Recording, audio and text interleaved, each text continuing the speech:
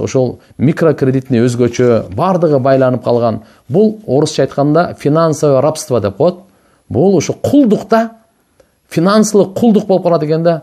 Ош башкага иштеп бере берет. Анан кийин байлап коет, күн сайын тапканын берет, ушуну менен өтүп кетет. Күндүзү ушул карыз жаман экен да. Түндөсү уйку жок, күндүзү кыйналат. Ошо менен бүтүп калса жакшы го, үйлөрүн алдырып берет, машиналарын алдырып берет. Мынаке секирип үргендер болуп атат, өзүнүн жанын кыйгандар болуп атат, сууга ырыткандар болуп атат. Бул жөндөн Алла Таала марам кылбайт да. Ошондуктан bundan сактанышыбыз керек баарыбыз.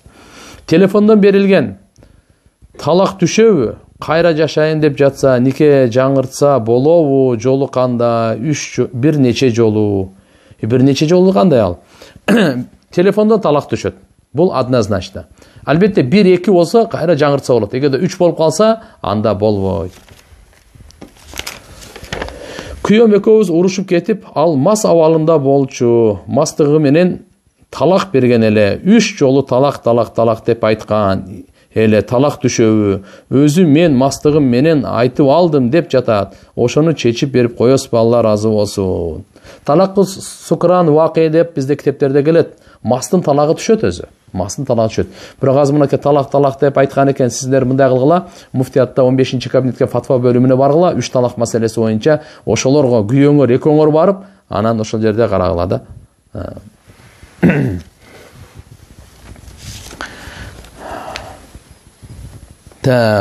Аллахым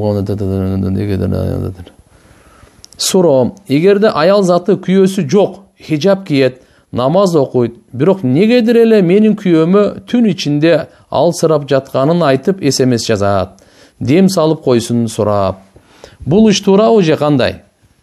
Биз билмексин болуп коебуз, жүрөбүз. Алладан сабыр сурап. Бул иш туурабы? Өзүнүн жолдошу жок болсо, бирөөнүн күйөөсүнө ошентип түн ичинде SMS жаза берсе болобу? Бул боюнча менин кандай кылышым керек? Унчукпай эле жүрө беришим керекпи? Жок, бул туура эмес. Бул эми арам нерсе да. Сиз бир жакшы дуа кылыңыз, анан жакшы эскертиш керек. Силер Алла Таала наразы болгон, дозокко алып бара турган ишти кылбаңыз деп. Ал өзү күйөөңүз дагы катыраак мамиле кылып коюш керек. Өзү бардыгын сыйлаган урмат өзүнүн жайы менен. Намахрам аялдар менен келгенде олуттуу мамиле кылып коюш керек турган. Бул туура эмес бул. Башка бирөөнүн үй бүлөсүн бузганга, башка үй бүлөнүн талкалаганга себепчи болуп калат. Мындай кылбаш керек. Даават аялдарга парызбы? Дааватка чыкпай койсо болобу? Эми мындай.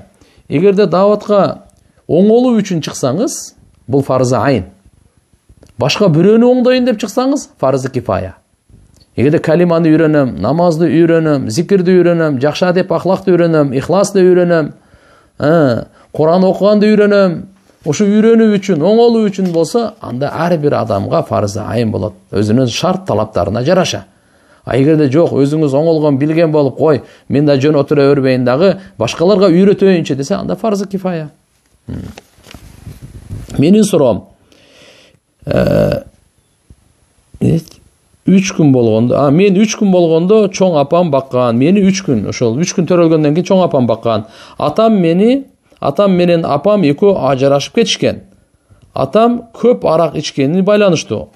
Ушул арактын азабынан канчалык үй бүлө бузулуп, канчалык балдар жетим калып жатат. Атам чоң апам экөөбүзгө көрбөгөндү көргөздү. Мойнубузга бычак такаган күндөрү болду. Ошол кезде мен 5 же 6 жашта элем. Азыр эми 30га чыгып калдым. Аллахыма шүгүр, балдарым маңдайымда.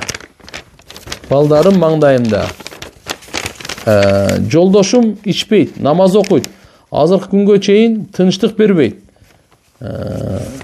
Бак мени дейт. Жашы 50ге чыгып калды. Эми күйөөмө чейин асылат. Каргайт. Каргыш тиеби деп корком. Атама зулумдук кылганым жок. Бир гана арам ичпеңиз деп айтканым болбосо. Ушундай учурда каргыш тиеби же тийбейби?